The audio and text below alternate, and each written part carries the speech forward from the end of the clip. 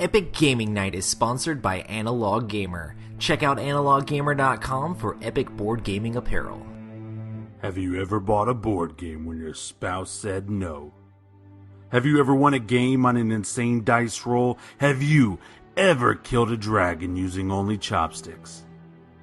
Do you text your friends to distract them from your current moves? Can you finish off a pizza in between your second and third turn? Can you ride a panda across the plains of Dewey? Do you have what it takes to stop an evil wizard from destroying your village? Do you tell your friends to call you Dungeon Master? Can you muster the strength to play one more game after 2 a.m.? Can you be the chosen one all the way up to bedtime?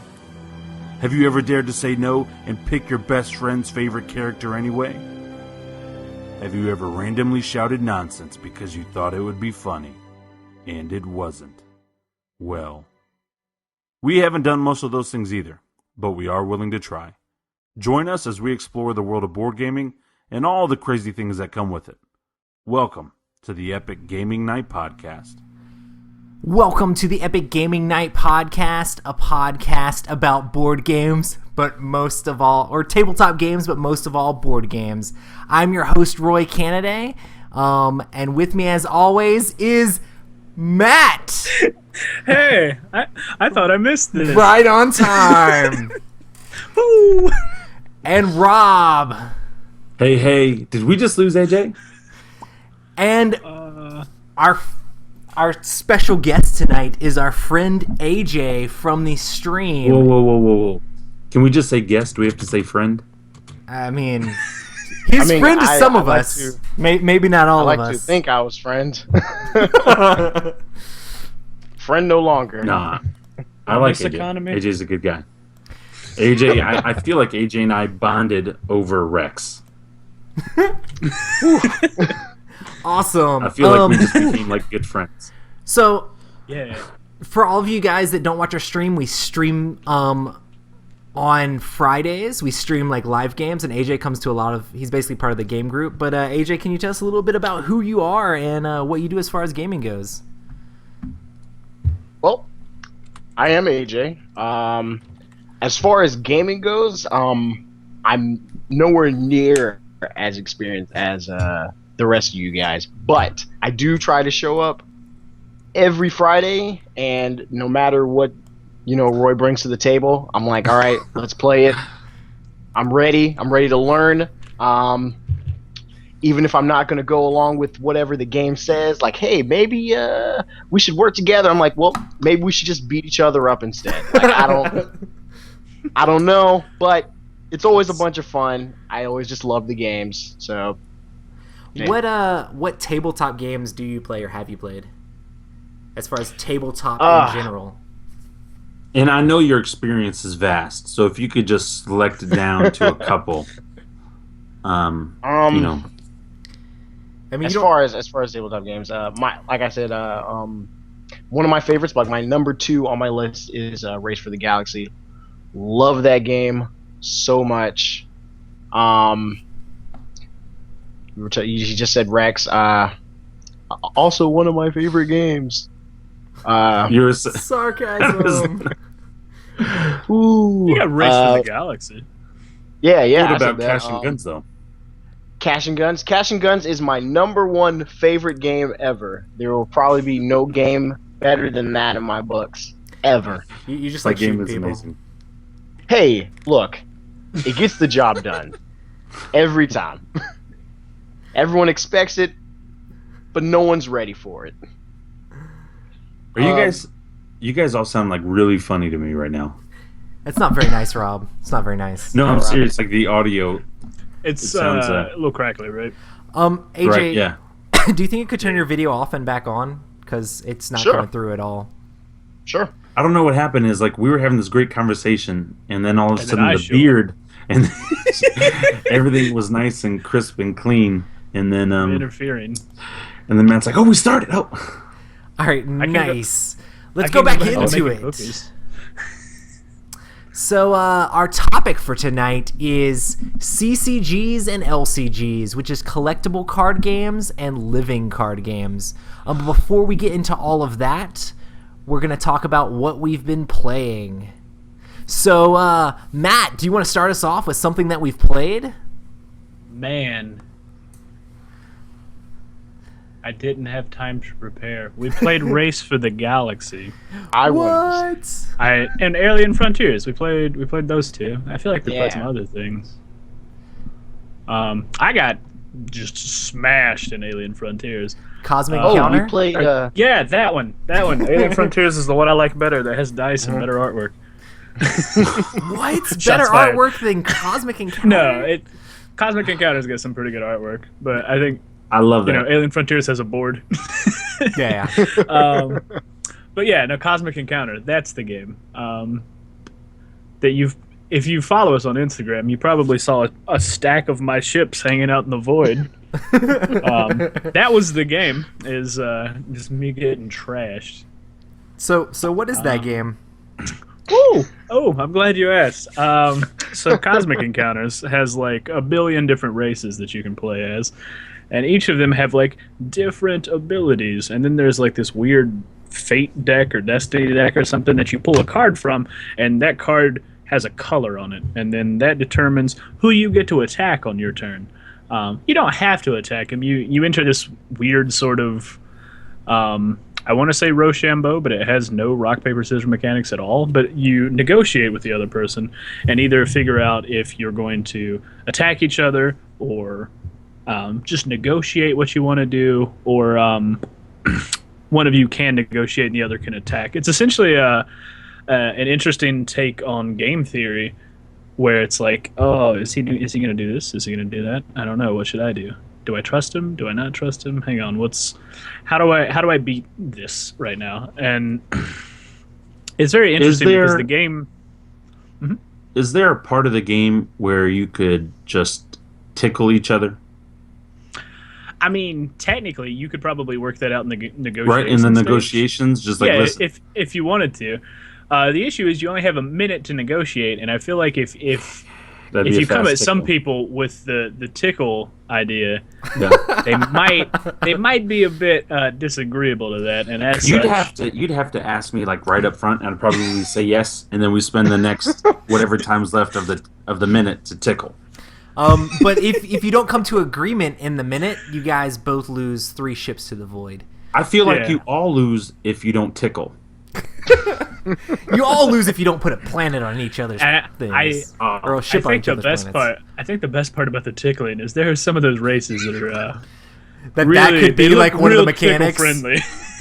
Yeah, like the I don't even remember the race of people I played. I know they just looked like, not to be Warhawk. Stereotypical. Yes, the Warhawk.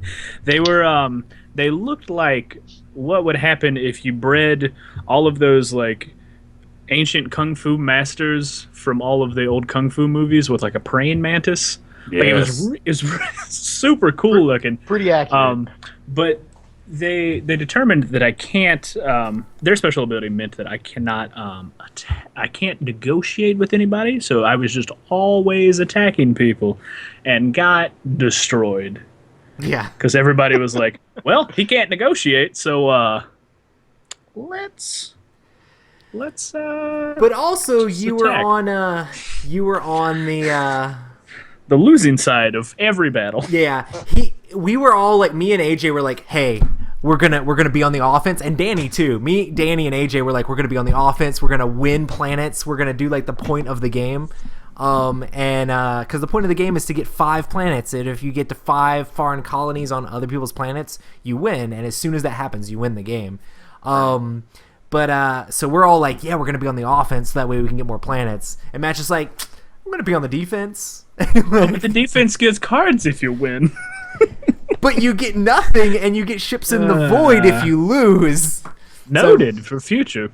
But yeah, it's very interesting. It's like, it's a game where like you play more than half of you play most of the game on other people's turns, trying to talk them into letting you on the specific sides of the alliance that'll help you out most. It's very much a game where you can try to play the other players almost more than the game. Like, you're like, hey man, let's negotiate.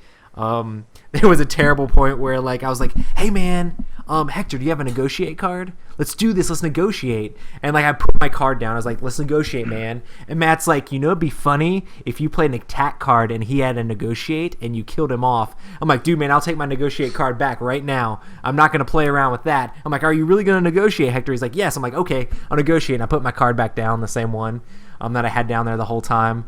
And so he put his card down, and we didn't ask any allies or anything because we're just negotiating. And we flipped the cards up, and mine was an attack, and I felt so bad. I felt so bad, but I didn't have a negotiate card, so I mean, I wanted to plan it.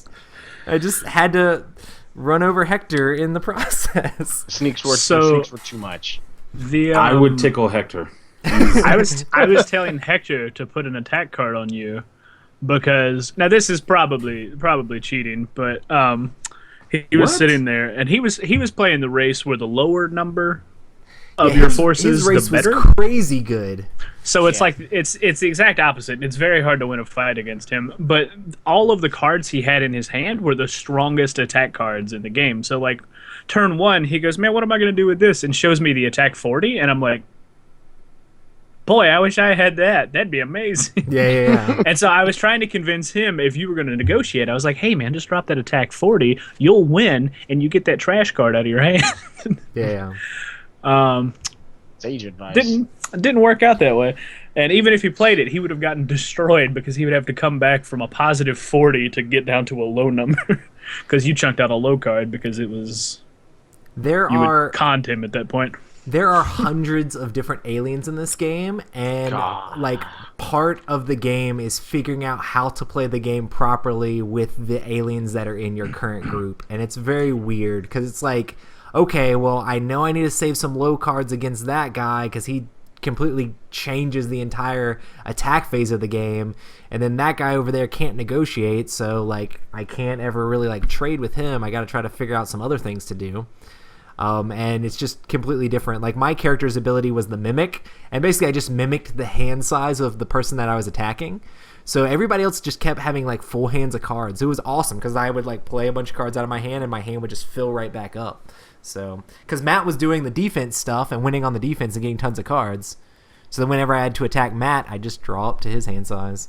But for a game where the defense seems really bad. The plussing on the defense was really good, and it was happening a good bit. Yeah, like I was really surprised because when you explained, you're like, being on the defense, not that good. Well, I mean, that's why they added in like that whole rewards deck for the defense is like an extra thing from the expansion that has like the extra like times whatever cards and stuff like that, which are actually really awesome and can be really good. Like 2 times 40, they're not going to beat it. Unless they're it's just stupid. So I mean, because most of the cards are around the like 8, 9, 10 range. So like when you're talking about like 2 times 40, it's like 80. You have 80 to my like 15. You win by a lot. So I mean, it's pretty crazy figuring out how to best use the cards you're given and how to play the players so you can be on the winning team. Right. The one thing I like about it is it doesn't take too long. Like it's not a very long game. Like you could easily like crank a game out in like a half hour if everybody knew what was going on. Yeah. Just 30 minutes of tickling. 2 minutes. I hope everybody has like the mental image of like Roy's game room with just like a bunch of pillows.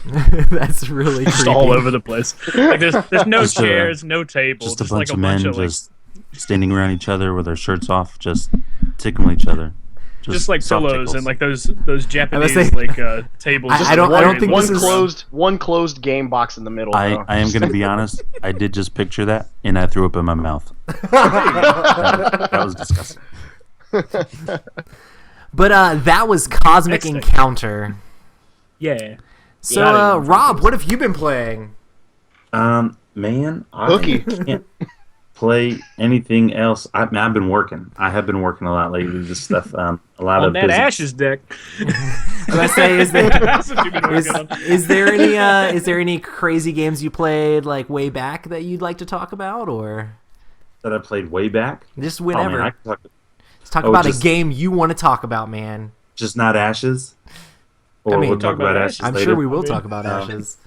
Yeah, we're I've been gonna this, what happened this week. about The Ashes. games. I will say this: the one thing that I do like about the Ashes group right now is because it's not out there, and like everyone's like me, where okay, I got my game and nobody else did, so I've been playing against people online with Google Hangout or Skype, and so that's been a lot of fun. But other games I've played in the past, man, Machikoro is an amazing and exciting game. Risk Legacy. Fun games. Let me stop you there.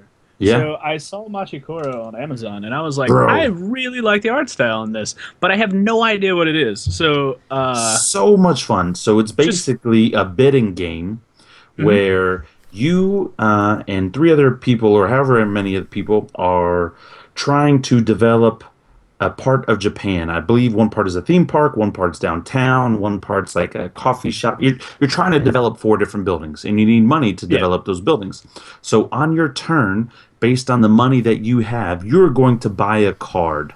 A card ranges in price from $1 all the way up to $12 based on the amount of dice. You can roll 1 dice or 2 dice. Now, you want to buy a card that matches, or you feel like is going to match, the dice that somebody rolls. So on average, it's a very mathematical game on like when you want to break down, okay, if I roll 1 dice, how many times am I going to roll the number 4? Or how many times am I going to roll the number 3 and stuff? Because whenever somebody rolls that, you get money. And so you want to buy cards thinking, what are people going to roll the most of? And so it's kind of a take that at the same time, because there are a couple cards that say, okay, if Matt rolls a 3, everybody give me $1. Or if I roll a 5, then I get $1 because I own this cafe or other things like that.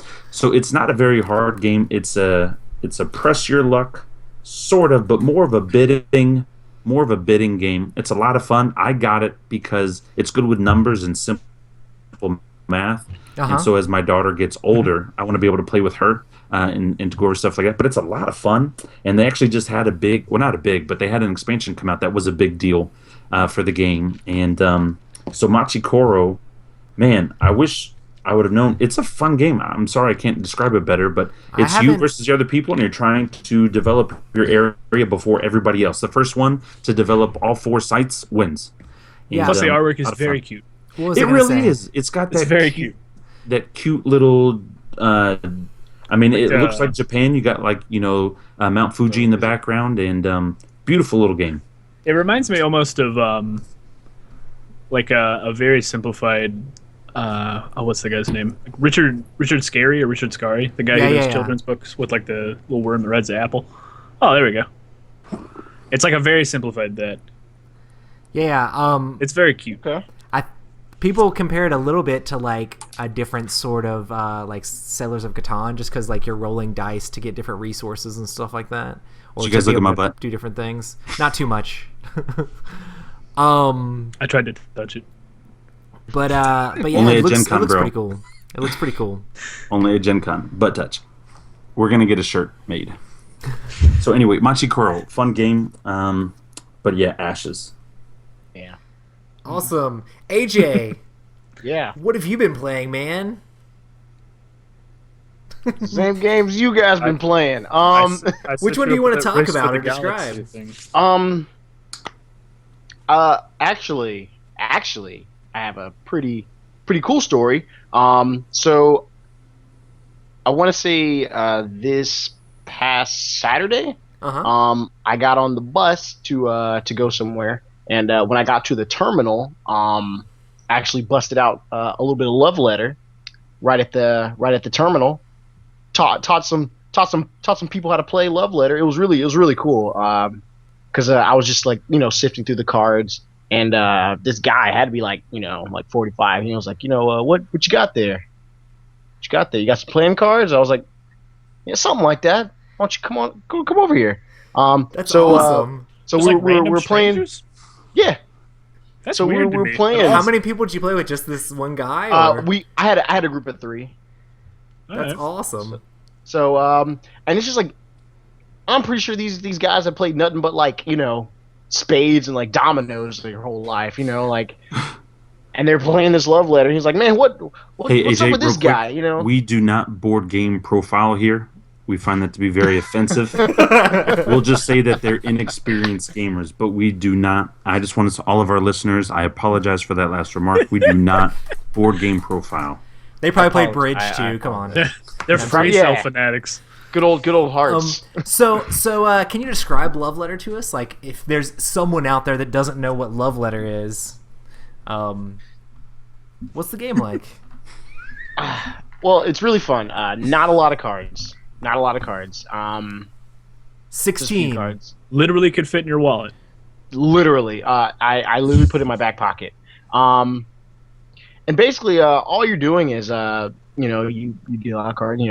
I usually play 2 players. Usually, the most I've ever played with was like Roy. Me and Roy will play on like lunch breaks and stuff. But you deal out you a couple cards, and you're basically just trying to get out. And you can get out via somebody playing a card that that does something to you, or what I like to play to the end, honestly, to where because each card has a number on it, kind of like in what game do we play Friday? Now, when you say get out, what do you mean get out? Like get out of this relationship? Survive. Like Maury says you are not the father? The other people are trying to knock you out by basically Yeah. the theme is that you're trying to get your love letter to the princess to gain her favor so that you can earn her like hand in marriage. So the Trying more to get times that you win the princess. game, the more favor you get so that you can get married. But like there's all sorts of different cards you're trying to play to like burn up the love letter as it's passing through so it doesn't Everybody actually else make is- its way to the princess. So it's a Everybody really else is interesting casually trying to thing. shank you the whole time. Yeah, so there's like guards and stuff like that. Yeah. You have the Legend of the Five Rings version, right, AJ? Yes, yeah. So I bought that one, and I bought the one with the lost. Legacy. Yeah. So I got the cool spaceship, man. Love that one. And I don't know why I bought both of them. I love them because they feel very different. Like Lost Legacy is yeah. very much like searching for a specific thing and like deducing where it is at the end of the game. Love Letter is more like, hey, what do you have in your hand? Okay, like I'm knocking you out because whatever. Yeah, blah, like blah. Love Letter feels a lot more Straightforward. active, Yeah. and like, hey, let me make you lose this game. Yeah. Instead of all right, let's make it to the end. Okay, Let me hide this thing over here, and Number you don't two, know where it is. Yeah. But when we played at the bus station, one of those guys won. Like he was like, did I win? And I was like, yeah. He was like, are you sure? And I'm like, yeah, you won. And he slaps his buddy. Yeah, man, you see that? And I'm like, oh, all right. All right, I gotta head out.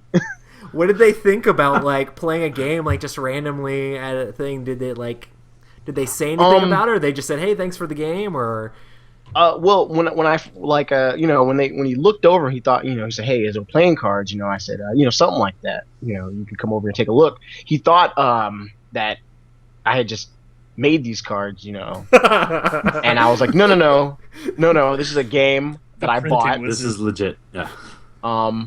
And he was like, I've never seen cards like this before. All I know is the ace, the deuce, queen of diamonds. That's the only cards I know about. And I was like, man, there are plenty of card games. And he was like, man, I don't have time to play all these different card games. And I was like, well, you got time now. And then after the game, he was like, hey, we get bored over here, this bus station. So if you ever see us again, you got some more games, we got some games too. And I'm like, oh yeah, what kind? And that's when he did say, yeah, we play like spades and stuff. And I was like, no, I don't play that anymore. I've left that lifestyle. I've moved on. I've upgraded. That's awesome, man. Next time you do something like that, you should take like a little video. Like you could be like AJ on the streets, introducing people to games. Listen, Let me ask you a question. Have you ever played this game? Boom. Can I hold your hand? Just Boom. You just, Boom. start a new, Tickle. you just start a new YouTube series, just like called Bust Stop Board Games. Yes. Let's stop board games. And if I beat you, I get to tickle you for 30 seconds. I think the amazing thing is that it has the potential to be kind of like tabletop, where it's like, cool, we expanded people's horizons, we're like, cool, board games and stuff. And then at the other end of the spectrum, it could also be like an episode of Jerry Springer, where like just some like crazy dude shows up and then things start getting really crazy. It's got a lot of potential entertainment value. That's awesome. Yeah. So that was Love Letter. So $10. $10, man. It's an awesome game. $10. So the other game that we played on Friday was Citadels. Citadels. So, I like that game too. Citadels is a game where you are building kind of like a city. You're trying to develop all these little cities, so you're trying to get different cards. And the point of the game is to get to a certain number of cards. The game says 8. We played to much less because I was just teaching the game and we were trying to get through it pretty quickly. But the interesting thing about this game is it's like a role selection game. So you have a whole bunch of cards in your hand, and then each person is passing the cards around. You Sorry. okay, Rob? He's laughing at me. Don't worry, Roy. I'm listening. No, I'm We played listening. I'm this. listening. We So played no, this, just but Matt's face when for some Roy odd was reason- saying Citadels, he was like, Citadels. He had this look on his face, and he was like, oh yeah, we did. We did. I play feel no. I feel terrible because I remember the word Citadels. I do not remember anything about this game.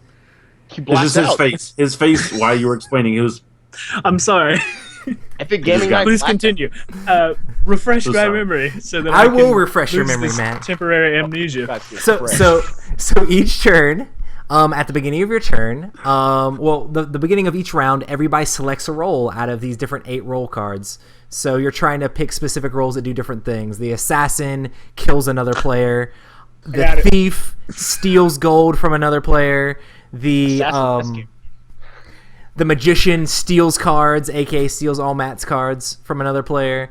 Yep. The king Do you lets you remember go that, Matt? first next time. The bishop lets you get money for blue cards, and you can't be hit by the number 8, which can destroy your stuff. Anyway, so there's all these different roles that do really cool things. And majority of the game is picking these roles and figuring out which role other people picked to try to knock a certain player out or knock a specific role out because you think it's too powerful, or to figure out which role the person with the most money picked, so that way you can thief from them because you picked the thief for your turn. It's very much trying to deduce what other people picked to figure out what you want to pick. But then you're also trying Hit to and miss. play down these development cards, and whoever has the most gold worth of development cards at the end of the game wins. It's pretty interesting. At the beginning of each turn, you get to choose whether you want to take more cards, so you have more options of what to build, or you want to take gold, so that way you have money to build stuff. But yeah, it's pretty crazy. What did you guys think of the game? I thought it was really fun. I enjoyed it. I would probably put that game at probably my number 6 slot. Really? Because see, when you dealt it out and you explained it a little bit, it was like it just clicked for me. The game clicked real quick, and I was like, okay, all right, got it. I know what I want to do. Just choose the assassin every turn. Yeah. Like after my first run, where it was like, okay, so merchant guy, gotta get rid of him. Gotta get Too rid of him. good. Too good. Too good. Well, that was Too because good. I got first turn merchant guy and was like, I have 5 gold now. And everybody's like, all right. Matt's And OP. then Roy chose merchant. I was like, no more. No no more. more merchants. No more merchants. But yeah, And then I this just game, picked architect for the rest of the game. our game was really funny because, like, the assassin basically says, name a character. That person doesn't get a turn this turn. So it's pretty crazy because it takes someone out of the game for a round, but you can also choose a character that's not actually even being played. So depending on what people picked, everybody could still get their turn because you just have to try to think, which role am I going to pick? Because the merchant is really good, so people might assassinate it. But maybe no one picks the merchant because of that, so they assassinate somebody else because they think no one actually picked it. So it kind of like but you definitely pick the merchant if you see him face up on the table. If you see the assassin face up on the table. Yeah, definitely. Yep, it's like they can't kill me. But what was I gonna say? But yeah, Danny, when we were playing this game, was assassinated like almost every single round of the game. Felt really bad. I think the first 3 turns he was assassinated. Yeah. So like, really bad. Like half of the game he wasn't playing the game. It was terrible. But I was like, dude, why'd you pick that character? It was the most amazing thing was the 4th turn. He was like, I resigned to my fate and picked the merchant, expecting somebody to assassinate the merchant. And then that time they didn't. And he was like, what is this? I can build things? He was like, how do I play the game again? Man, I'm not used to actually like getting a turn. I didn't even have money or anything. What's happening? Danny and Hector are like some of the nicest people. Because like I could see like myself, I'd get mad. You kept assassinating me, I just leave. But like I could totally see Danny and Hector kind of like, okay, just being all nice and the kind way the about game works is you don't know what roles people have until that number is called. So like they were killing Danny and didn't know they were killing Danny until Danny just didn't take his turn, and we're just like, well, Danny's dead. Like I think that was the funny thing about it was because the first couple of turns we didn't kill the merchant, so it was like the first turn it was like we'll kill the priest, and Danny was like, I am the priest. The funny thing is like the priest is probably like the tamest character out of all of them, and it's like, oh yeah, kill that guy. It's like, why? Why'd you kill me? The first time I did it, I was like, haha, yeah, he's out. The second time I was like, wow, what a coincidence. The third time I was like, oh god, I'm really sorry, man. I'm really sorry. I was like, Danny, please. I mean, didn't we play one more game? We played the game, the game. Bucket of Doom. Bucket of Doom. Yeah. Oh, yeah. But the reason why Danny died so many times was because he won that game. Yeah, Yep, that's it. Yeah, that's exactly it. Not board game profiling or anything else like that. It was just because he won Bucket of Doom. Just good old board game karma. Yeah. So since we're talking about it, I might as well describe Bucket of Doom. Bucket of Doom is a party-style game where you're all stuck in terrible life-threatening situations, and you have a handful of item cards that you're trying to make a story of how you would get out of that life-threatening situation. Yeah, it's pretty interesting. It sounds like Fun Employed. Yeah, kind of. But different take. Yeah, you definitely get to like choose like how you want to spin your story and like tell what you want. Normally, like we just are like, I play this, and I mean, hopefully that would work out for me. but yes, hopefully this penguin bails me out of prison. I mean, I don't. I mean, and that's basically the whole game. I feel like it's not a bad game, but it's not something I would want to necessarily play for like a really long period of time. It's bursty. It's bursty. Yeah, it's something that you could easily sit down and knock out like 20 minutes in and be like, all right, cool, that's neat. I've got my take. We can go move on to something else. It's just like a little light kind of palate cleanser. Yeah, but I think for me personally, as a fan of Cards Against Humanity, I think if it had like a more risque expansion pack, that might lend itself to being a little bit neater in my eyes, but I know not everybody's quite like that. Yeah. Because I feel like a lot of the cards that were winning were ones that were already kind of pushing that envelope. Yeah. So if there were just a couple more of those, it's like, yeah. I feel like it's gonna suffer from a lot of the same stuff that game does. That like once you've seen the card and laugh at it once, it's kind of like, meh. And then there's also cards that are just like strictly better, like. This card is just a funny card. It's just gonna win all the time. But I mean, it's still fun to like look at your hand and just be like, man, none of this stuff really works. I've got to figure out how to make something work. And then you say it, and it's like just so off the wall. So, it should make sense, and then everybody still votes for you anyway. Yeah, the way it works is everybody like the way we did it. It's got like pins, like pieces of paper that you can write down who you're voting for. We just counted 3 and all just pointed. Yeah. So. Yep. And at one point it's like, oh, you're just trying to get out of the situation. A lot of times when I was doing it, I was like, this is me accepting my fate in this situation. Like the I forgot what I was gonna say. Never mind. Irrelevant. Yep. But yeah, it was pretty interesting, like for a light party storytelling game, and it could probably play with a decent amount of players. So Yeah. but yeah, 3+ players. You can just play with as many people as you got cards to play with. But yeah, that's Bucket of Doom. Not a bucket of hazardous materials like I thought it was. Yeah, every time my son sees this, he's like, the pirate game. I want to play the pirate game. I'm like, it's not a pirate game.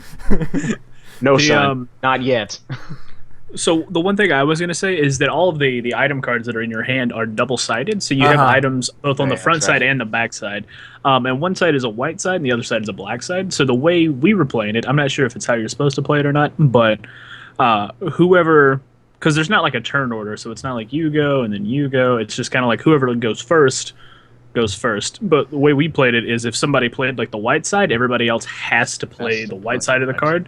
So it's kind of interesting that it has like that time mechanic, and I don't know if we're just forcing that in there, but I feel like that adds a little bit to how we're playing.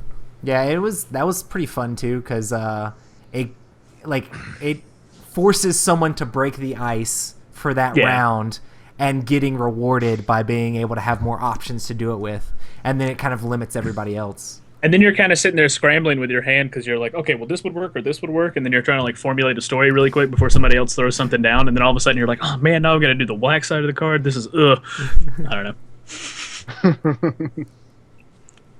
Rob, welcome to my clubhouse. Oh, bro, I'm just excited. I'm excited for everything that you guys are saying. Yeah, I just love the words.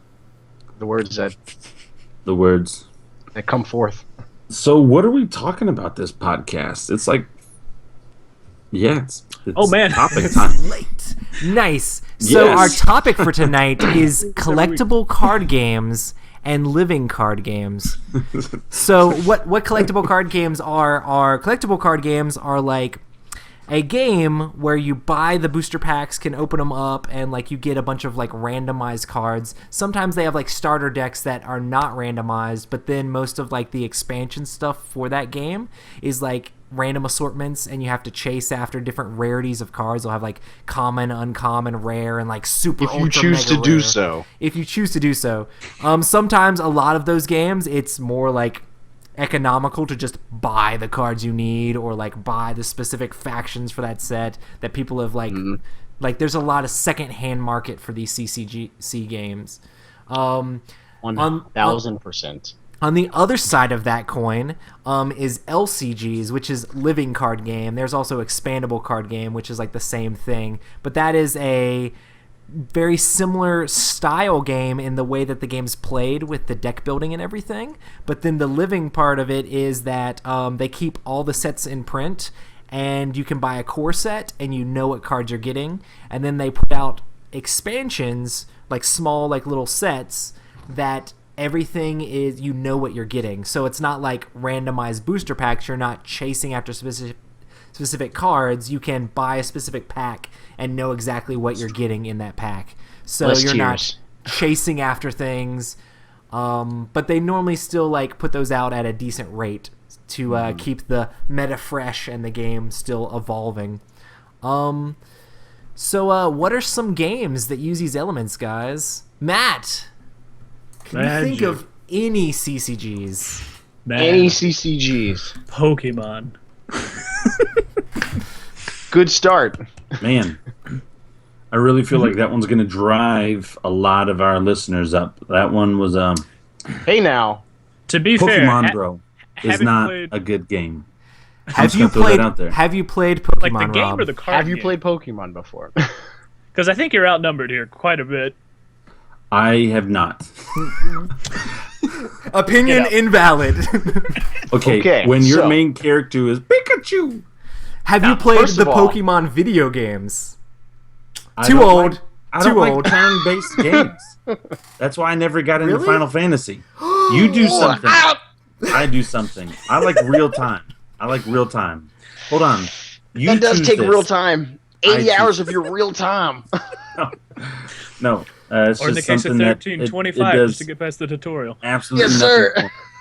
You go, I go. You go. No. I just want to hit you really fast, really hard at the same time. I'm the opposite of that, Vince. Like, I played Dragon Warrior growing up and all that stuff, but that's video games. So no. But yeah, Yeah. I like how it doesn't necessarily influence like your sensibility. Like Roy, because you play turn-based things, you're not like more into Euros because of that. Where like, I mean, you can tell Whereas, Rob's like a Amerithrash like- in both video games, board games, anything that you can throw stuff. Rob's like, yes, here we go. Well, I would like Euros. But my only issue with Euros is it's kind of like the same thing with collectible card games. Once you find that ultimate combo, it's hard to stop that. And if you know what you're looking for, and a couple other people know what they're looking for, it's a race to the first one to be able to get it.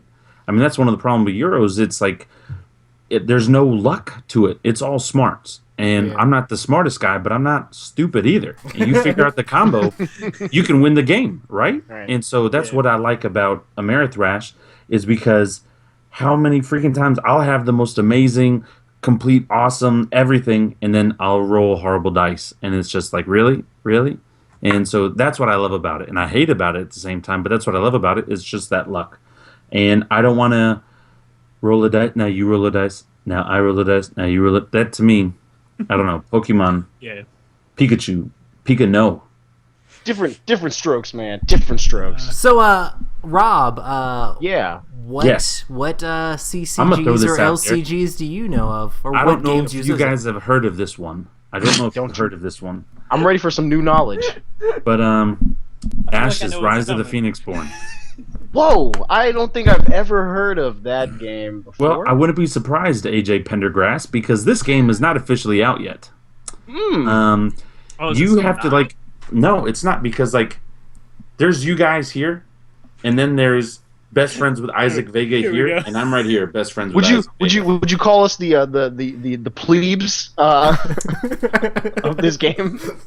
I would I won't be if I offended. knew I would if I knew what that word officially meant, and so since I don't, It's a shorthand for the term plebeian. again I would if I knew what that word meant, but I'm not. I don't want to. I don't want to offend We are on the bottom of the barrel. I don't want to What you- offend any natural plebes again on this show. We don't board game profile. And so It's a term for the working class. Yeah, we're the working class. so middle class America, we're the bottom of the people. That's what you're saying. Anyway, So I did can the talk. bourgeois in this example. I've played several CCGs. I haven't played any LCGs, but I've played several CCGs. But I'm really on an Ashes high right now. I love it. It's beautiful. The gameplay's a lot of fun, and we'll get more into that later. Yeah, we will. Awesome. AJ, we will. what are some other collectible card games? Well, Yu-Gi-Oh! Roy, I'm glad you asked. Oh, taboo word. Yu-Gi-Oh! Bad game. For all the listeners, Yu-Gi-Oh! Bad game. I don't care. So hold on. Pokemon good. Pokemon? Yu-Gi-Oh bad. I don't think you can see where my hand is, but I am petting the floor. The floor. That's the Yu-Gi-Oh. But CCGs that I'm currently interested in are one called Cardfight Vanguard. That's my number one right now. It's about as anime-ish as you can get, but I really enjoy it. The board state for that game is very small. It's actually just a Like 9x9 3 by grid? Or it's like a 3 by 2. So 3 by 2? Yeah. Oh, I thought it was 3 by 3. It's a 3 by 2 grid. Like that's you're how right. big the board state is. Yeah. And another one that I'm wanting to get in, but I'm trying to keep myself from doing it because spending them buku dollars is Force of Will, which is super similar to Magic. But I won't just jump into that quite yet. But I do enjoy both of those games a lot. So would you say that you are forcing your will to not get into that game? I'm pretty sure his wallet is forcing him not to get into that game. But Welcome I'm trying to collectible force card I'm trying to games. force my wallet to give up the money. Just give me the money, man. Let me buy these card games. I can eat ramen. I can eat it. All right, Roy. Awesome. So what's your CCGs some, like, some man? CCGs. I started off playing CCGs with Redemption, which is a Christian collectible card game that came out. It came out like right after Magic the Gathering, like super old school. I really wanted to play Overpower, which was another collectible card game back in the day that was Marvel themed. But my mom and dad wouldn't let me play Marvel characters for some reason. So they actually got me this game, and I learned how to play it and got super into it. I also did Pokemon when it was super big, and it was kind of crazy because like when Pokemon was huge, no one played the game. Like everyone just collected the cards and got the shiny foil cards. So I'd go around to all the other like middle school kids and be like, "Hey, I've got my deck. Like, want to play this game?" They're like, I don't know how to play." I was like, "Come on, I'll teach you how to play the game." But that wasn't really like any fun because I'd build them a deck and they had no clue what they were doing. And I was like, competitive. Let's like flip coins and like electrocute you. I don't know. In it to win it. Yeah, I mean, it's Yeah.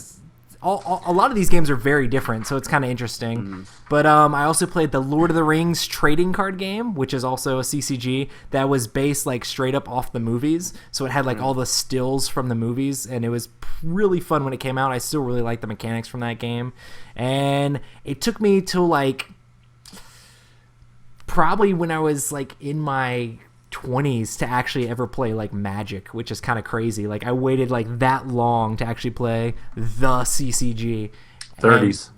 And, yeah, I got pretty hardcore into Magic for a while there, and then got rid of all of that just because set rotation to get into board games. So, but I played a few other random ones in between here and there. Did you play the DBZ card game, Roy? Did you ever dip into that? No, I wasn't super into like anime, especially like back then. I think when that was like actually popular. So I don't know. All right, I was just wondering. I just thought I'd ask. But I yeah, didn't either. so what do you guys think of the collectible aspect of these games? Who would you like to ask first, Roy? Not Matt. Yeah. Did he just drop out of the call? Am I back? Yes. Yeah, you're back. Okay. I fell out of the sky for a bit, and then I called myself. I mean, if you don't mind me going, I'll definitely share my opinion about the collector. Give it a go. Okay. Thank you. So I kind of like it. As far as just showing your friends, especially if they're interested, like, hey, look at this card I got. I happen to open up this pack and it's the top rarity. Check it out. I got really lucky. And I like that aspect of it. I really don't like the I guess the money grubbing part of it. Mm-hmm. Because when it comes down to it, it's like, hey man, I walked outside of my local card shop and I noticed there was a pack on the ground. I opened it up and I looked at the back of the stack and there was that card that's worth $70. Great. I just made that money. Awesome. And that part, it's always, and it just feels too money oriented at that point instead of like good clean fun. Like, check it out, I got that shiny Charizard. What? It's like, oh man, great. Let me look at that. Oh, can I see it? No, don't touch it. Don't touch that card. that card needs to stay in a vacuum sealed case and never be taken out. Don't you touch that card. Yeah, so I'm sort of in the middle, mostly on the positive part of the collecting because I do collect them a fair amount. I do have a very nice binder for my Vanguard cards. Me at this point, I have basically got out of all like lifestyle style games or like collectible games, and I have to like force myself not to go back into it because like a new shiny thing comes out, like, oh my gosh, it's like Dice Masters, or oh my gosh, it's like this other crazy Ashes. thing. Yeah, and it's like I don't want to fall back into a trap. Ashes isn't as bad because it's like it doesn't have that collectible thing where you're chasing rarities. It's like you're grabbing a specific card, and that's one of the strengths of living card games is you can buy the Ashes starter set and you're gonna have the exact same stuff as everybody else. There is a promo card, but like I don't think that's that big of a deal. Like, you can get everything for the game just by buying that core set. Where if I go and buy... Hold on real quick. Do not offend Dimona. I just said I didn't know if it's that big of a deal or not. But like the whole collectible thing, when a card is really, really strong in the meta, the price on that, especially in Magic the Gathering, just goes through the roof. Like, especially if like everybody's trying to buy them all up, like you can't get them. One of the main reasons that I like quit Magic the Gathering is because first it was set rotation, so half my collection was no longer in standard, and the shop that I played at, all they played was standard. So it's like, if you're going to Friday Night Magic, you have to play standard, so you have to play with the brand new cards, the newest stuff that's out there. And I had built a deck that was actually pretty good, and I was doing okay. But then I played against someone who had a very similar deck to mine, and they had Liliana the Veil, which was like a $50 card, like really good, low-cost card, and it was like $50+ to get this card. Not real dollars. Low cost in mana consumption. Yeah, low cost in mana, so like you could play a super early game, which of course made the card even better. The card's probably worth more money now than it was like when I was thinking about getting it, or not really thinking about getting it, thinking about how I don't want to get it. But I played against someone and they played one. I played it and they played one and they killed off some of my stuff and it was making it really hard, and I ended up managing killing that one off. And then they played another one of this $50 card and I'm like, ooh, killed it off. And then they played another one and I'm just like, I'm literally losing the game because my opponent has put more money in this game than me. Not because I'm a better player or they're a better player, they have a better job than me, or their mom and dad has more money to let them throw at card games. Pay to play is the bane of every gamer's existence. I feel like play. I feel like Magic the Gathering is you have to pay a lot of money to get to where you can be competitive, and that doesn't mean that you're going to win the game. It's not pay to win. Like, you don't pay tons of money and you automatically win the game, because there's tons of people that pay tons of money. You have to pay tons of money to be competitive, and like if you haven't put the money investment in, you're not going to like be able to do well. So the collectible aspect like drives that part of it super hard and makes it sort of difficult to get into these CCGs.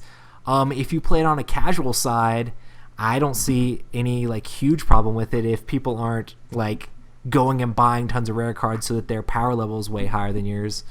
But yeah, I'm over 9,000, I guess. Yeah, exactly. It's like you start playing Magic with your friends and you're all cool and stuff, and you're like, hey man, let's play some decks, and you're like playing some like casual games. It's super fun, and someone goes to the card shop and buys like $100 worth of cards, and they come back and they just start stomping you guys, and you're just like, man, why'd you do that? Don't do that, $100 man. worth of cards. 2 cards. Yeah, exactly. 2 cards. He bought 2 cards. 2 cards. But it's like you start, and then it's like, well, I gotta go get more cards so I can do better than you, and then you just keep going back and forth, and it gets to this point. It's like, who can spend the most money? And it's not really. It's going to be your opponent. It's going to be your opponent. Exactly. If you got any kind of sense, it's going to be your opponent. So, and if you don't, congratulations on being loaded. What do you guys think about the collectible aspect, Rob and Matt? Is there anything to say that we haven't already said? Well, yeah. I mean, I'm not going to get into the likes and dislikes just yet. I'm going to just go off for this first question because I do have likes and dislikes. But what I like about the collectible aspect is that it's current. You know, if it's a good game, you never have to worry about things going out of date.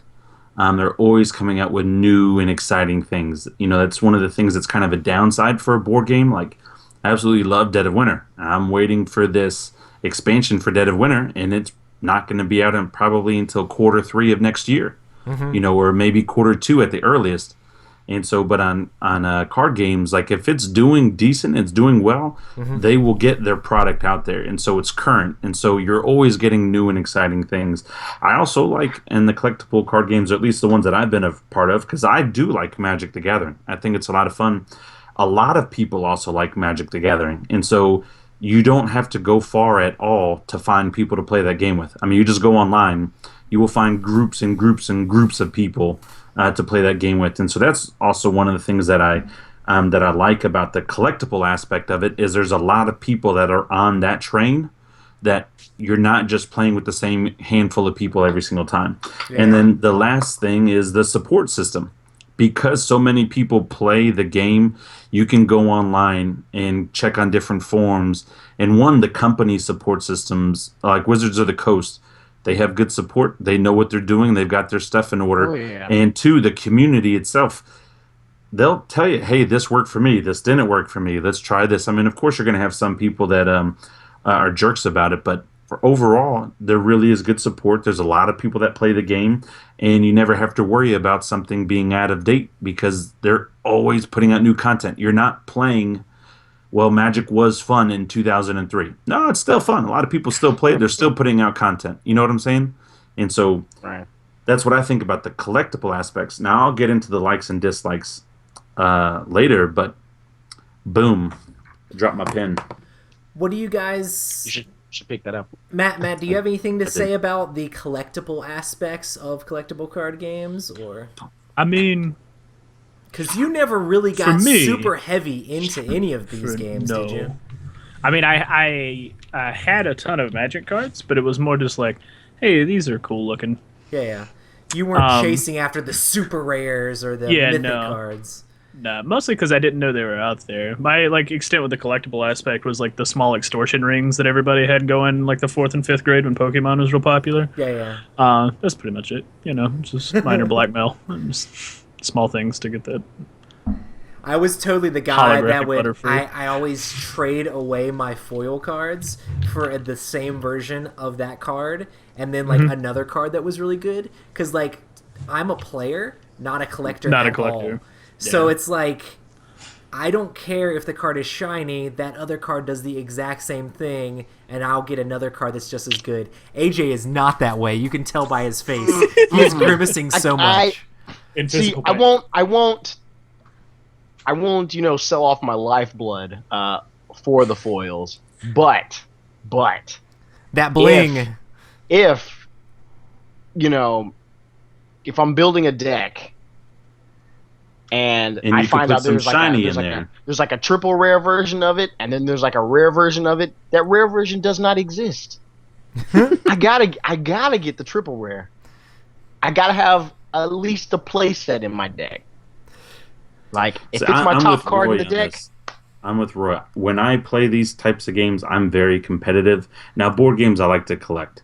But when it comes to card games, because they are current and you need to have the best one, I want to win. I don't care if it looks pretty. I don't care if it looks ugly. I want to win. And so I'd rather have more better cards than one really nice, shiny card. Well, see, in my defense, when I play... For example, the card game Vanguard that I play, I kind of play towards the meta, but at the same time, if there's a certain deck that's been winning all the time in Vanguard, I'm not going to play that deck. Right. I'm not going to play the second place deck either. I'm probably not going to play the third place deck either. I'm going to play the deck that I want to play, that I think it's fun, and I'm going to keep it forever. Any deck, I think... I'm looking at my decks right now. I think I have every single one that I've built in Vanguard so far. I haven't sold off any of them. I probably should, but I still have them all. And the perks of that is that since it's not what's oh man, this is what topped in Singapore this week, and I'm like, okay, great. The cards that I want to buy are going to be $5 now. Awesome. I can get everything I want. You're paying $60 for one card. I'm paying $60 for half a deck. Nice. Outstanding for me. So, what do you guys think about the LCG model with the non-collectible aspect as opposed to collectible card games? Oh, well, real quick, because give me a breakdown. Give me the top 3 or 4 LCGs that you would put out there. Netrunner. Game of Thrones, Ashes would totally be an LCG, even though it's not branded under LCG. It's an expandable card game. And then Doomtown is another one. Basically, all the Fantasy Flight card games are LCGs, and then these other ones. Basically, that whole model is just you're buying things and you know what you're buying when you get it. So it's not randomized packs. It still very much feels... I love that. It feels I like the same... love that. Feels like the same game, but you're not chasing random cards. You're not chasing rares, but it's also like the entire player base has access to the same cards. I love that, and here's why. I think it makes things an even playing field. Because when you are playing that Magic the Gathering and you are spending hundreds of dollars to try to find a handful of cards, and you get a lot of cards that don't amount to anything or don't work in your current situation, that's a waste of money, and it's a waste of time, and it frustrates you. Yeah. But what I love about Ashes and other games like that, or like Game of Thrones, which I haven't played the LCG Game of Thrones, but the second edition looked really, really cool at Gen Con. It's something I'm interested in.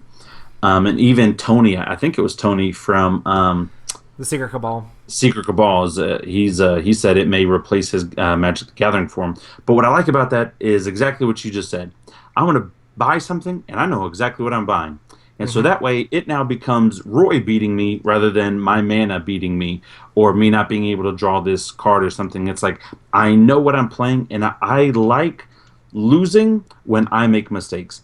I hate losing because I'm not able to get what I need. And that's it wasn't the money that stopped Magic the Gathering for me.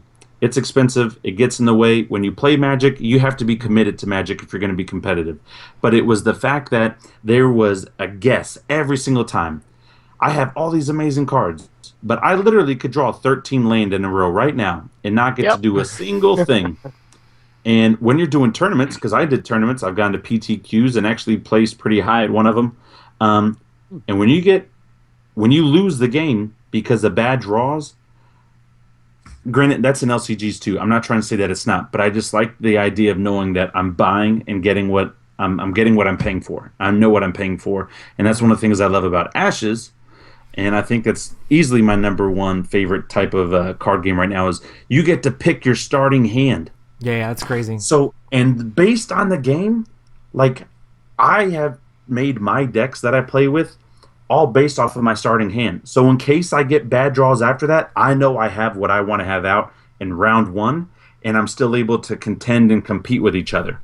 And so that's what I absolutely love about that game. And the money I spend on Ashes gets me exactly what I paid for, not some other random foil thing that I don't care about. Only if you buy packs. But see, I don't want to buy the packs anymore because what are those packs? Are like $6 a piece. Yeah, I never bought packs in like any of these games I played. I always did singles and went exactly for the card that I wanted. But it's so expensive, especially when you're trying to. If you're trying to win, it's expensive. If you're playing casual, you can play with whatever, and that's fine. Like, some of the game stores I played at, if you won enough games, you would build up store credit and things like that. Yeah. And so I would get packs that way. It's not like I was also like you. Well, actually, I wasn't like you, Roy. When I first started playing Magic, I had no idea what I was doing. But I was friends with one of the number one players in the world at the time. And so I was like, hey, man, if I give you X dollars, can you build me X deck? And he was like, sure. And so it just worked out that way. And I'd rather card hunt like you do, Roy, rather than just guess. But yeah, the packs are a big issue because not a lot of people can card hunt. You can't do that. To me, it depends on what you're looking for, I guess. Like, I know sometimes you'll get actual sets of cards will come out for like a bunch of different clans versus like a booster box where it's just for one clan. Like, yeah, those are the boxes that when I'll buy boxes of those because it'll be like, hey, there's a card that if you buy a box, you're guaranteed to get at least one, and it's going to be worth like $40. Great. Awesome. You get that, you pull that card, you just earned all your money back for that box. And that might be something that's different in Vanguard than other ones, because you say like, are you saying basically like if you compare that to Magic, you could buy a booster box and you could guarantee to get like all blue cards or all black cards is basically how it works? Right. So in Vanguard, there are actual sets that has like a bunch of different clans in it, and then every now and then a extra booster will come out, and it'll have just one clan in it. And it'll have just a bunch of cards from that one clan. Yeah. And usually that's what I'm, gearing up for. So if I do really want to spend the big money, I'm like, all right, I'll spend $120. Okay. And then I do it. And then I end up, having some excess cards and I net profit maybe like $80. Okay. Sure. Yeah. I don't mind, as if it's just one, but I typically don't buy the big starter pack and the big booster packs. I'm like, too much money.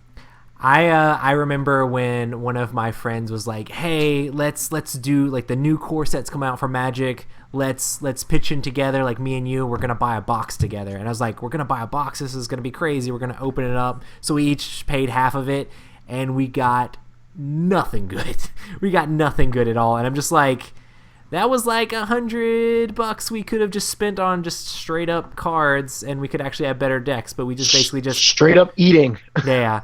So it's like it's so random with Magic, at least. It's so random. And I even know with games like the last game that I played that was collectible was Dice Masters.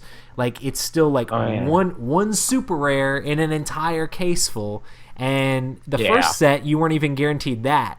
So I got pretty lucky, and I didn't buy much of that game at all. But I pulled a few super rares and stuff, so that was kind of fun. But I just couldn't keep up. Like they're releasing the stuff so fast, and there's so much money you have to throw at this stuff that I couldn't keep up. LCGs are cool because you can get exactly what you need.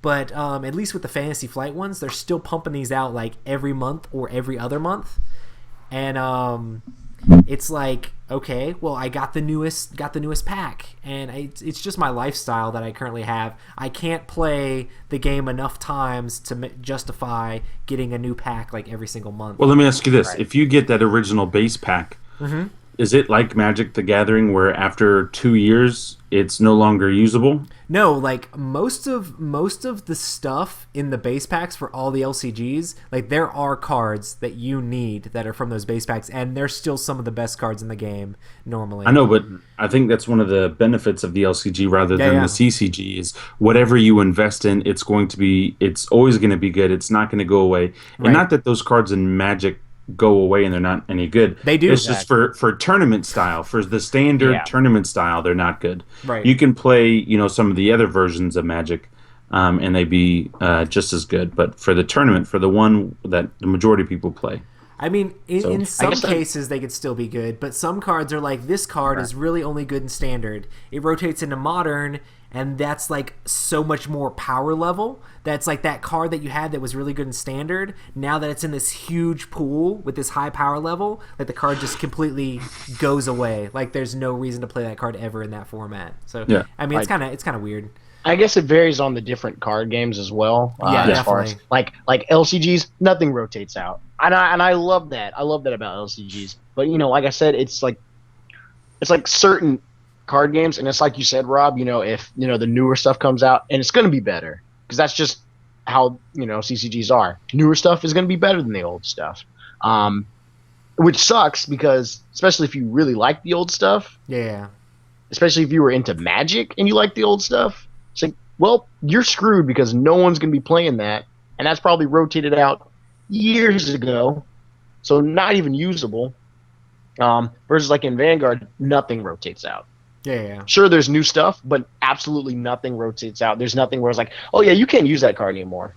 You can use it, and they're like, hey, what are you 12? What are you using that card for? Do they ever have problems with like old stuff being busted or just breaking the game, or they just deal with it in different ways? Cards will drop, and people will see it. Do they have a ban list? A very small ban list. Gotcha. It's more, not even really there is one card on the ban list right now. There's a restriction list, but not a ban list. It's pretty small. Yeah. So it's the game itself seems pretty balanced. As far as like things that are breaking the game, hype is the only thing that really breaks the game. Like somebody, like a few months ago, Vanguard got its first WinCon card. That you do this, you win the game. It happened. Everyone was like, "Oh my god, it's gonna break the game. Everything is just ruined." There's no way we're gonna get around this. And people were just like, "Oh wait, we'll just win the game like always." Yeah. And then the hype was dead. Does I know this is a different sort of topic, that's not really a question, but what do you guys think about like meta of these games, and then like net decking, like people like People say this type of deck wins. This is the meta, and just the entire meta just like plays that deck. What do you guys think about? First. Have you when you played Magic? Did you ever do like net decking and stuff, Rob? Like going online, finding the deck that like everybody says is the best, and like. I did some research and things like that. A lot of the times, though, again, I was friends with Neil Reeves, which you guys can Google, #1 player in the world for 4 years. So I asked Bounce Neil, ideas off him. hey, what do you think? And he's like, that's dumb. You should do this. And so, but you guys know me, and you know the type of games I like. So I'm a very aggressive game player. Where like I've played games with Roy where he's all very much about the objective. I don't care if it takes me 10 hours or it takes me 1 hour. This is the objective, and I'm going to do this to win. Where I'm just like go go go go go go, and Roy's just like patience and calm and just okay. The objective says to conquer this planet. Okay, and so blow it up instead. I think a lot of it. I am blow it up instead.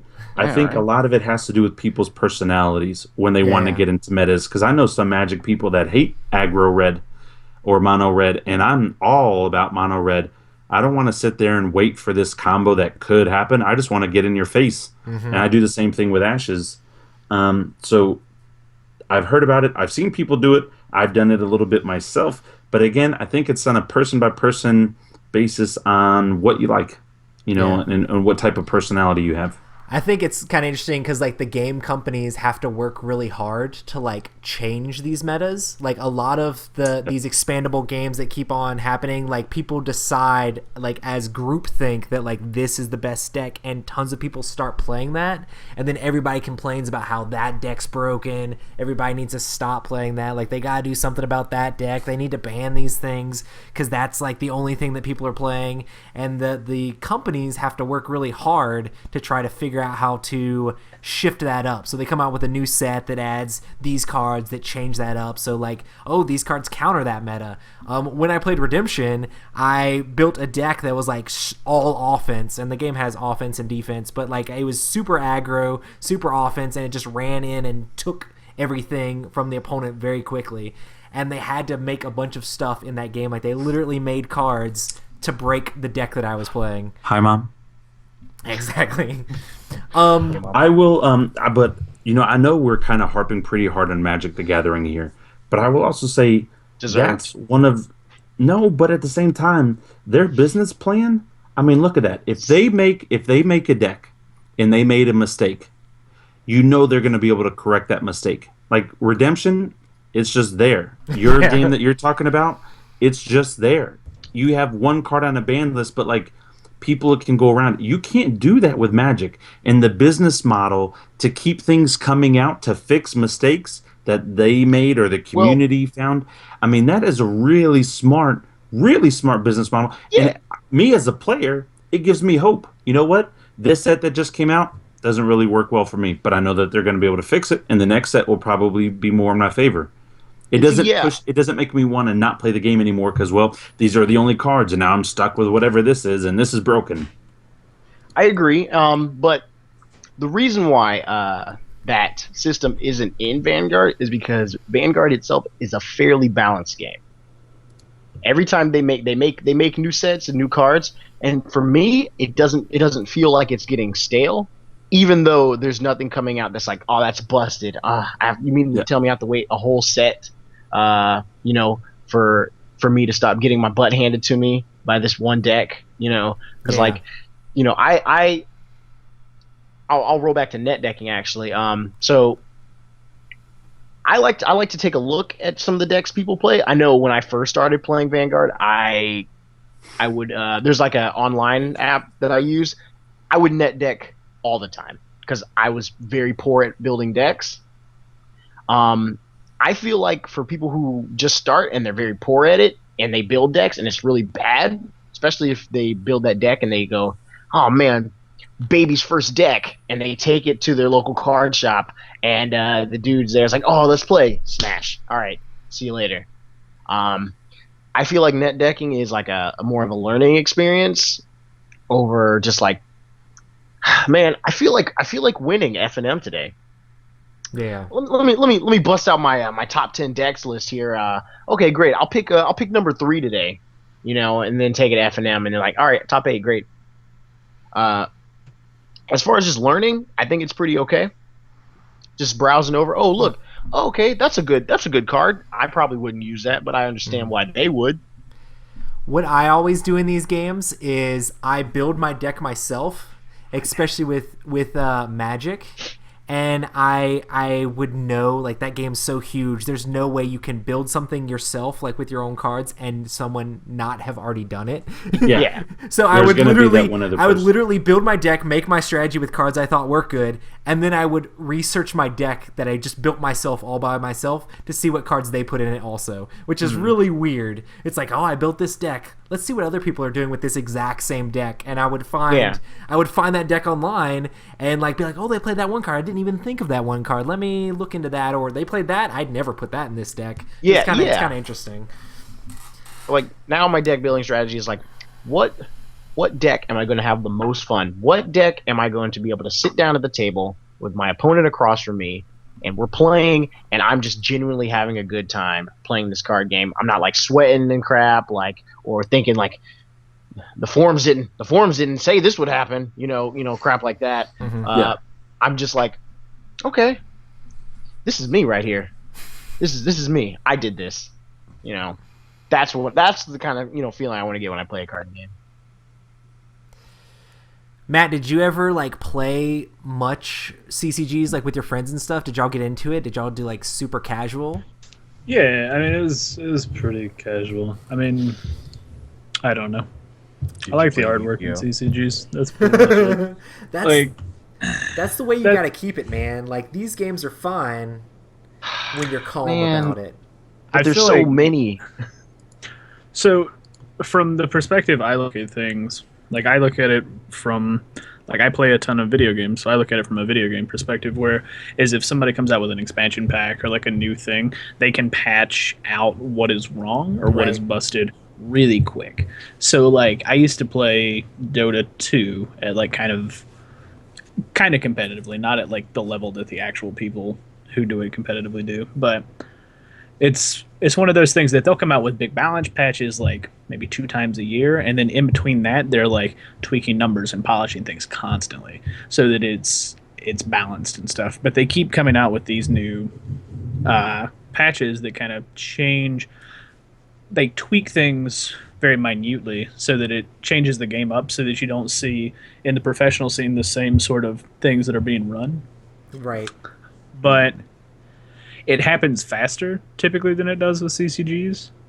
Right. And they can tweak things that are broken and busted faster than CCGs.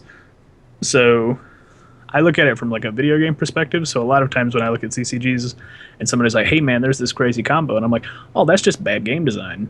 Like, and it's, nothing on them because, they have probably like a group of playtesters that might be a couple thousand people. But when you have like 300 to 400 cards in each of these expansions that are coming out, there's no telling how that's going to interact with this card or that card, considering, standard plays 3 expansions back. So, I mean, you have like 900 cards you have to worry about every combination to be in. Yeah. It's hard to go through and do, but at the same point, it's like, hey, you kind of need to.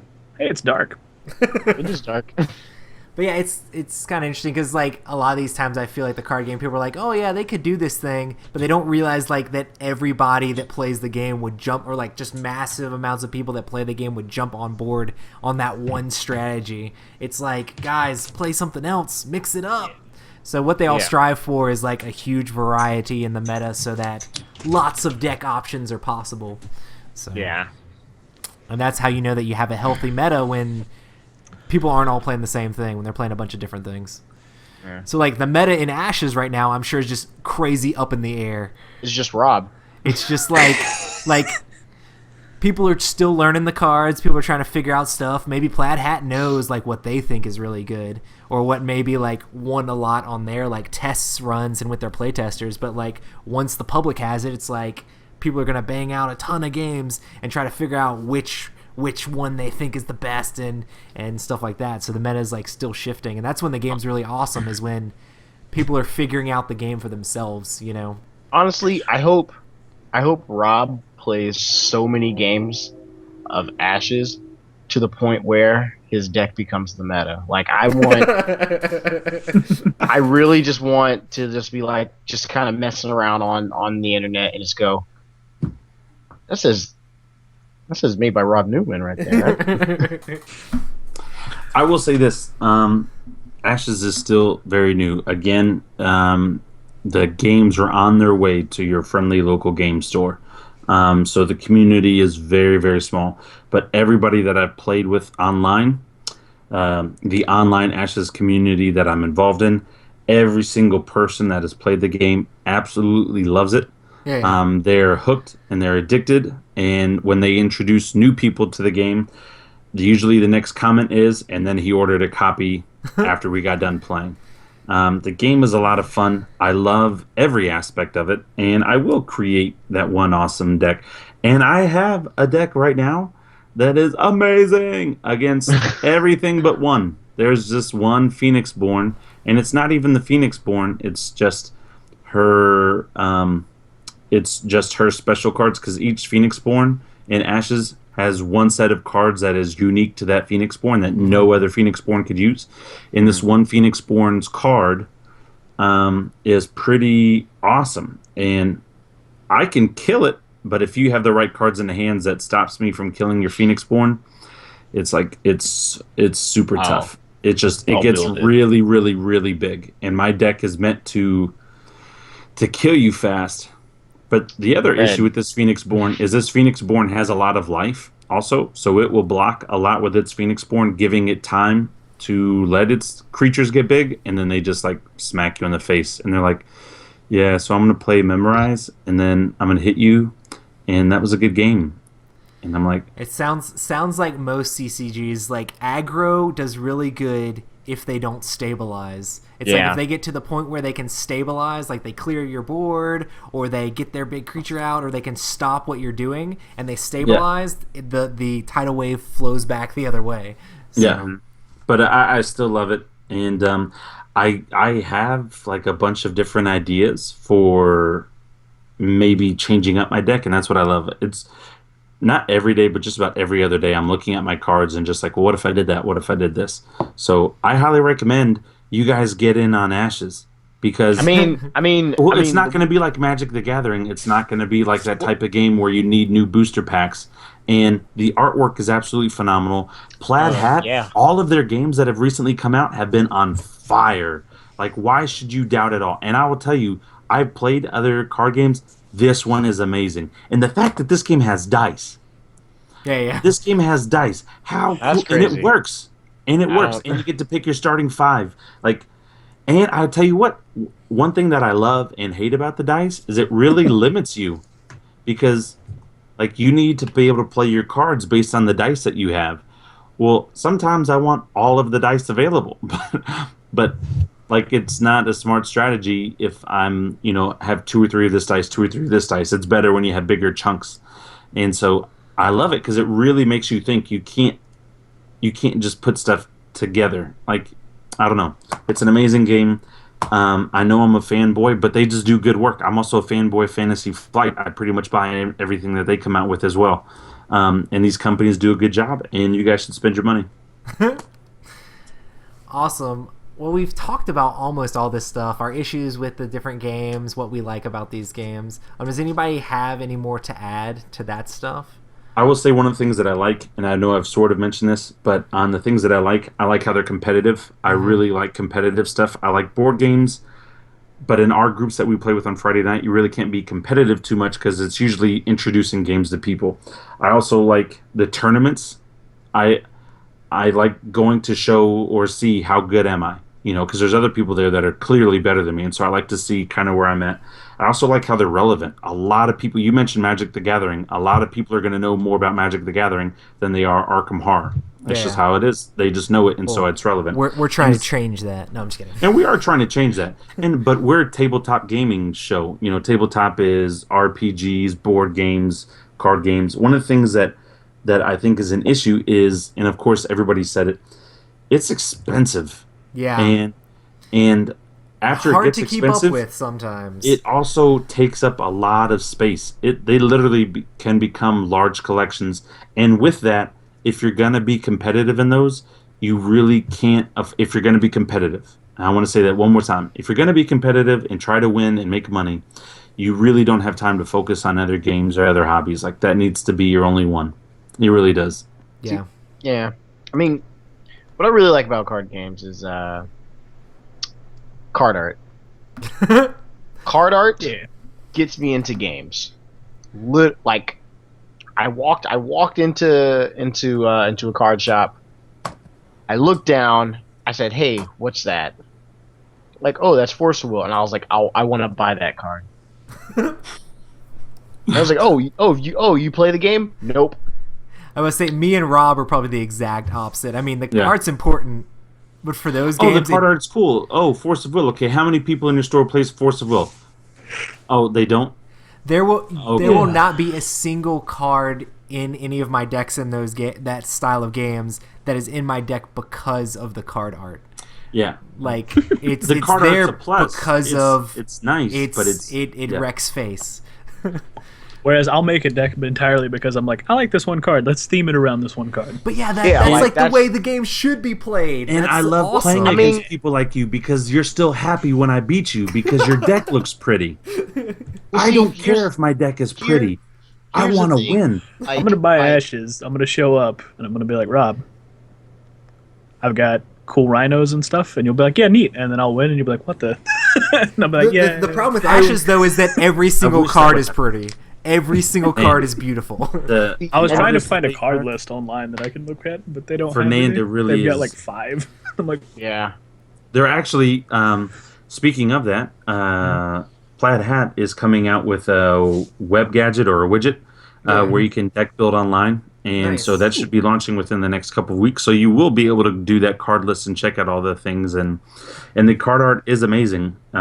So it is a plus. Yeah, it is pretty nice. And like I said, that gets me in there. And like I know you guys are like, man, don't let aesthetics get into your game, but I'll let aesthetics get into my game because that makes it fun for me. Nice. Absolutely. Like, and you're a different when personality I say, than Roy and I. I'll look at a card and I was like, oh, let me buy that. Sometimes the card's like $5. Sometimes the card's like 50 cents. And I was like, let me get that card. I love it. I'm gonna take that card and I'm gonna put it in a sleeve, I'm gonna put it in a top loader, and I'm gonna slap it somewhere. And I'm like, that looks good. That looks good. Who painted this? And just to that point, that's what is so amazing about these types of games is that they have something for all different types of personalities. They really do. Roy and I are more competitive. We're not maybe as appreciative as you guys are in different stuff as we are in the mechanics. And I don't care if the card's 50 cents or if it's $50. If that 50-cent card will help me win just as good as that $50, I want to win. And so it's just different strokes for different folks.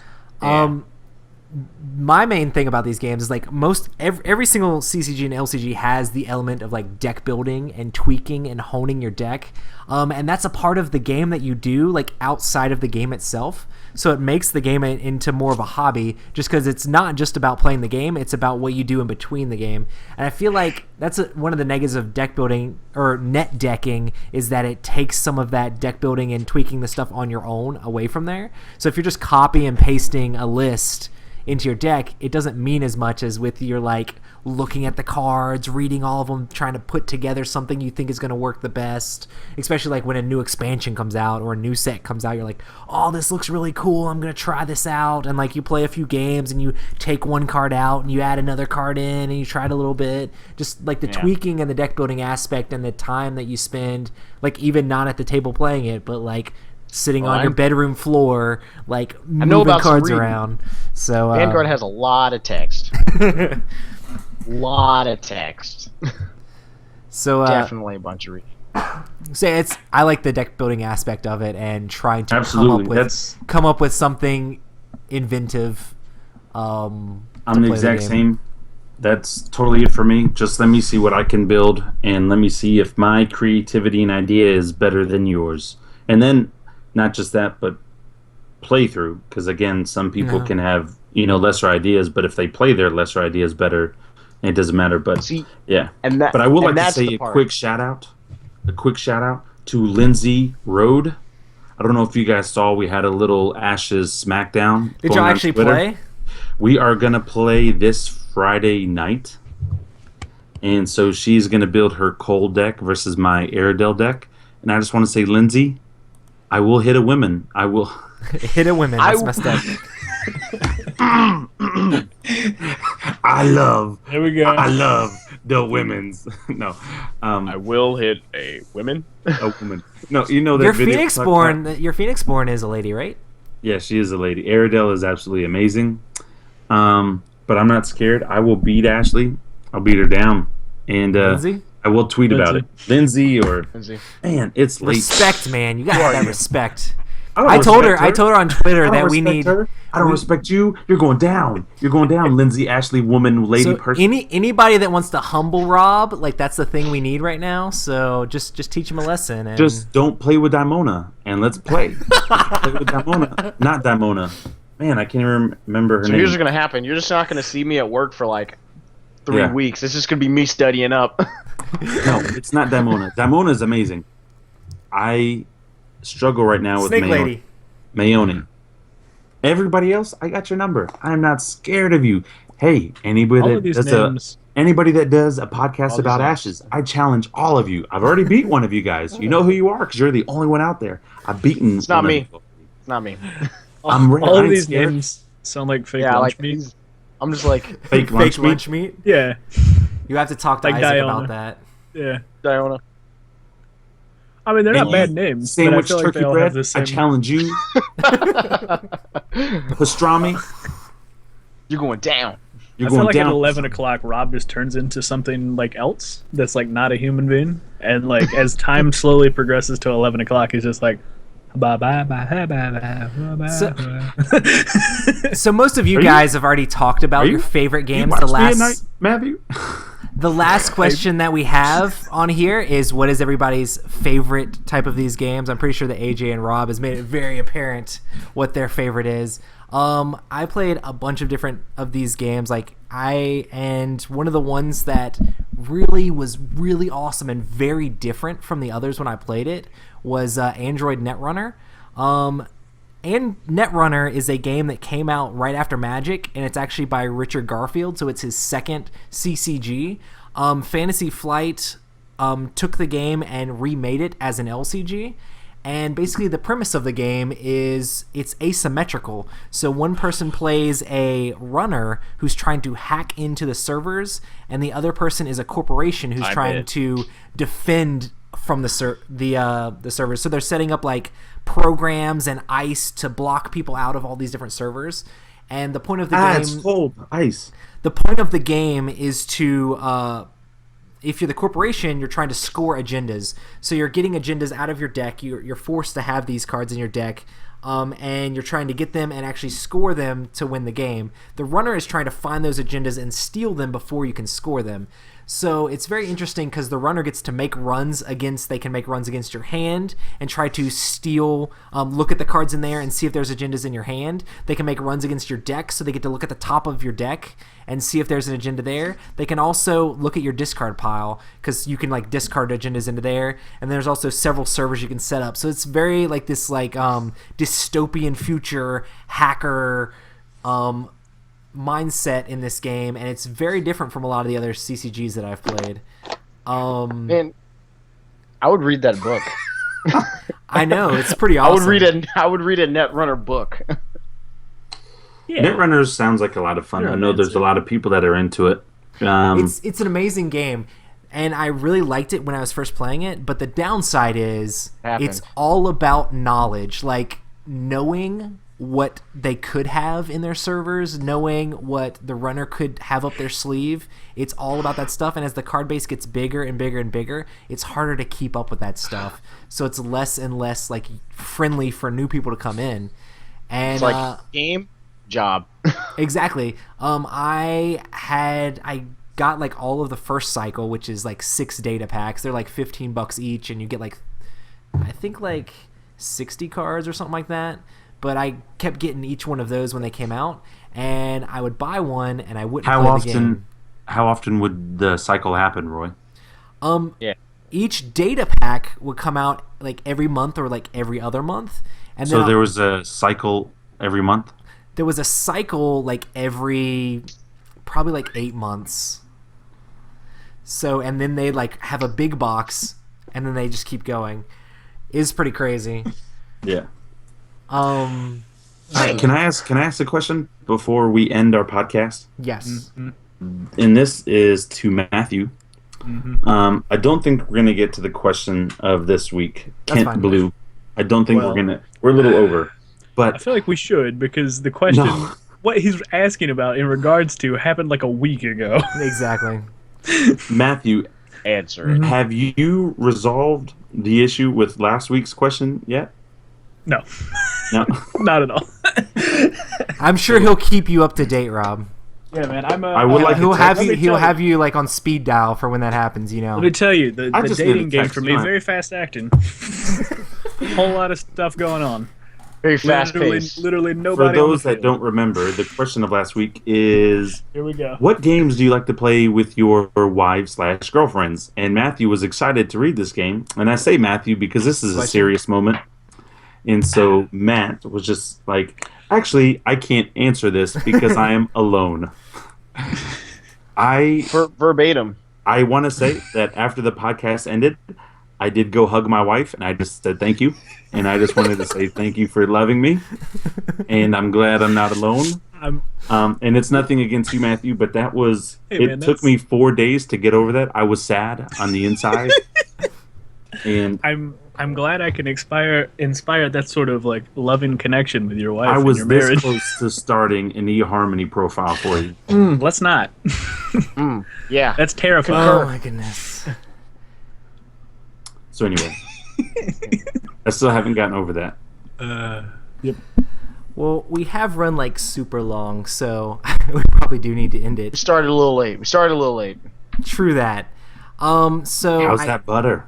we'll go ahead and say that's been a podcast. Sorry, all you guys who aren't into CCGs or LCGs. I know this has probably been a struggle, and you probably didn't make it this far. But They're a lot of fun, though. Check them out.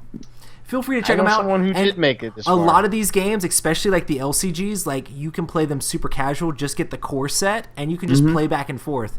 Like especially like Ashes has how many different decks that are pre-made decks? I believe it's 8. So yeah, 8 like pre-made decks, and you can just swap out and play with different people and play multiplayer. Ah, crap. So it's pretty fun. Battlecon and Yomi. Those Yeah. play those, please. People. Let AJ know how good they are. let me know how Battlecon is, because I'm thinking about dropping them dollars. Nice. But guys, we stream the podcast every Tuesday at 9 p.m. And that's on twitch.tv/Epic Gaming Night. We also do live plays of video games on Fridays at 6 No, p.m. board games. Board games. Board games. Oh, dude, did I say video games? Yeah, man. Matt, I mean, oh we my can. gosh. We can. Next week is going to be all Smash Brothers. No, I'm All just kidding. wow, God, I'm awful with it. Oh well. AJ just got about to- stoked. About to not have any more friends. Like, I take that back. I think Ashes only comes with 6 pre-built starter decks. oh, not 8. No, I think it's only 6 just to start off. But it comes with enough cards at all 6 decks. There's no card carryover. They Oh man, I thought it was Yeah. 8. I don't want it anymore. You ruined it. But yeah, guys, thanks for coming out. And make sure to check us out on Twitter and Instagram at Epic Gaming Night, and hit us up on iTunes for iTunes reviews. And we will have to talk at you guys later. Yeah. Also, super It quick is 6. apology to anybody who sends us questions in the hopes that they will get answered at some point. They will get answered. We are just worldwide famous, and we apologize, but there are things that we have to talk about. Please keep sending us questions. Matt was not lying We'll last get week to when them we one said day. we will probably do a whole podcast on questions. We love all of our fans. You guys are amazing, and it's not that we're ignoring you. It's really not. We appreciate every single one of you I guys. consider you guys Kissy my face. fans as well. AJ, And all the tickles. I will Okey-doke. tickle you. I will tickle all. Hey, at Gen Con next year when we meet up, I'm gonna go ahead and put this out there. If you guys remember this, I'm gonna tickle 3 fans. Tell you what, let's just Three get fans. shirts that just say the ticklers. That way, people will literally run from us because that will be terrifying. Okay, I'll first be of all, wearing This a very webcam nice adds collared 70 shirt that does not pounds. say the tickler. my webcam adds 70 pounds. All right, so I'm really not this big. I look good in person. Mhm. Hello, everybody. Hello, I look world. like a swamp Roy, monster. have you The not outro cut us off music. yet? Yes, like Roy, cut this off. Are we still on? I'm just gonna have to cut it like and say by myself on the podcast, I guess. Nah, just You can just cut it.